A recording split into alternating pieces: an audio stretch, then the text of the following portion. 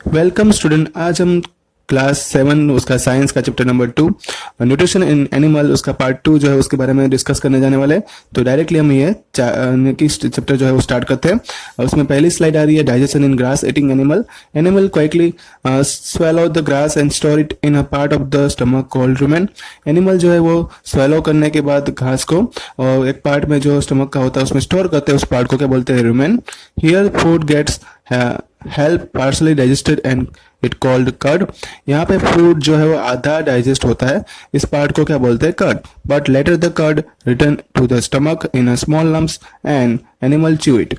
बाद में क्या होता है कि कर्ड में जितना भी पार्ट वो डाइजेस्ट हुआ है वो वापस अपने एनिमल के माउथ में फिर से आता है और एनिमल फिर से उसको चबाता है। This process is called rumination and this animal are called ruminant. ऐसी जो ये प्रोसेस जो होती है और वापस जो एनिमल को उसको चबाता रहता है उस प्रोसेस को बोलते हैं रुमिनेशन, और ऐसे एनिमल को क्या बोलते हैं? रुमिनेंट्स। यहाँ पे डाइजेशन जो है काउ के अंदर जो होता है उसके बारे में बताया हुआ है पिक्चर के अंदर। इसमें रुमेन है, स्मॉल इंटेस्टाइन है और इसोफेगस भी बताया हुआ है कि कितना वो लंबा होता है। ओके, नेक्स्ट स्लाइड में आ रहा है उसमें डाइजेशन इन ग्रास ईटिंग एनिमल में आगे हम बढ़ते हैं। तो grass is rich in cellulose, a type of carbohydrate. Grass जो है वो पूरा सेलुलोज से भरपूर होता है। उसमें जो सेलुलोज जो है एक टाइप का कार्बोहाइड्रेट है। इन ruminant like cattle, deer, etc bacteria present in the rumen। ये कैटल डियर जो होते हैं उसके अंदर रुमेन में ऑलरेडी बैक्टीरिया प्रेजेंट होते हैं जो in the digestion of cellulose, जो सेलुलोज का डाइजेशन करते हैं। Many animals including human can not digest cellulose.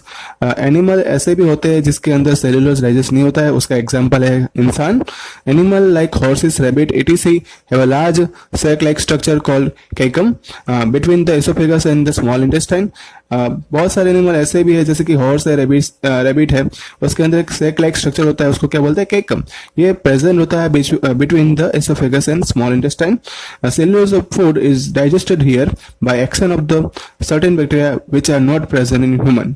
तो यहाँ पे जो फूड जो है जिसके अंदर सेलुलोज होता है वो यहाँ पे थोड़े बैक्टीरिया का जो एक एक्शन ली जाती है उसके थ्रू ये फूड डाइजेस्ट हो जाता है।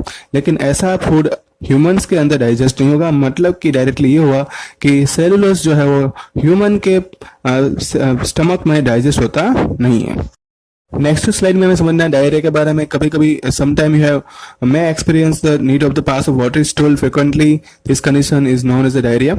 कभी कभी ऐसा होता है बॉडी के अंदर से कि हमें बहुत ज्यादा वाटर की रिक्वायरमेंट बढ़ जाती है। It may be cause the infection of food poisoning in digestion. तो यहाँ पे डायरिया जो होने का रीजन है वो यहाँ पे बताया है कि कोई एक इन्फेक्शन हो जाता है बॉडी के अंदर, फूड पॉइजनिंग होता है, तो इंडाइजेशन मतलब कभी कभी फूड जो है डाइजेस्ट होता नहीं है। It is very common in India particularly among the children. Under the severe condition it can be fatal.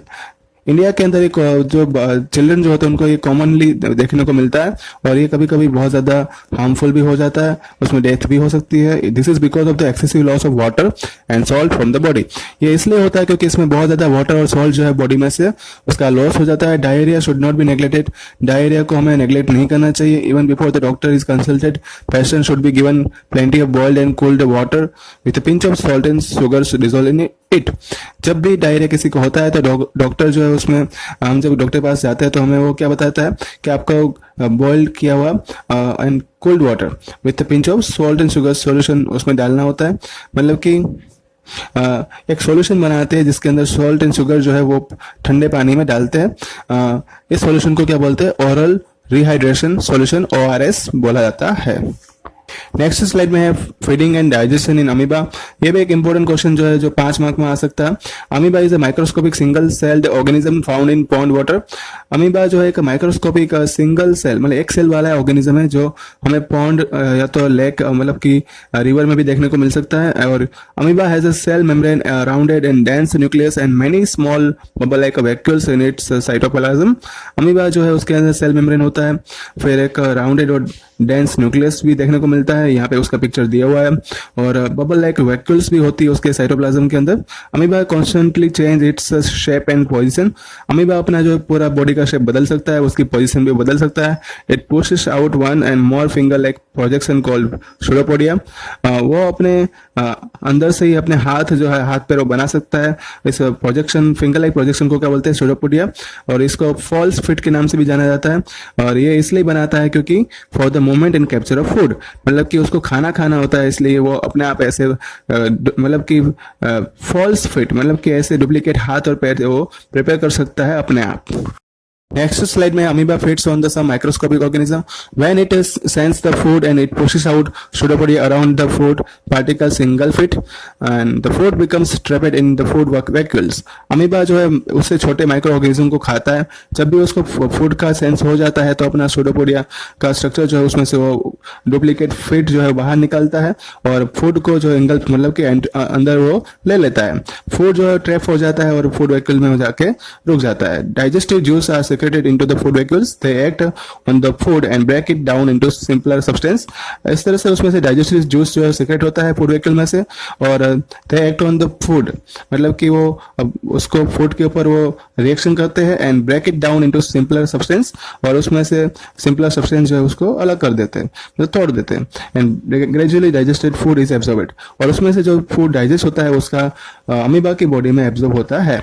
The absorbed substances are used for growth, maintenance and multiplication, and undigested residue of the food is expelled out by the vacuoles. इस तरह से जो जितने substance amoeba की body में absorb हुए होंगे उसका ग्रोथ करने में, मेंटेनेंस करने में और मल्टीप्लिकेशन में इसका यूज होता है। मल्टीप्लिकेशन मतलब कि यहाँ पे उसका जेन्युइन ग्रोथ, और अनडाइजेस्टेड फूड जितना भी पार्ट रहा होगा फूड का रेसिड्यू के फॉर्म में वो उसके वैक्यूल में से बाहर आ जाता है। तो ये था यहाँ पे चैप्टर 2 आपका क्लास 7 का स्टूडेंट। आगे आपको जो है वो कोई डाउट है तो इसमें यहाँ पे कमेंट बॉक्स दिया हुआ, यहाँ पे आप डाउट अपना लिख सकते हैं। ओके, नेक्स्ट जो आपका होमवर्क है आपको व्हाट्सएप कर दिया जाएगा और इसका रिवाइज करते रहना। Thank you all.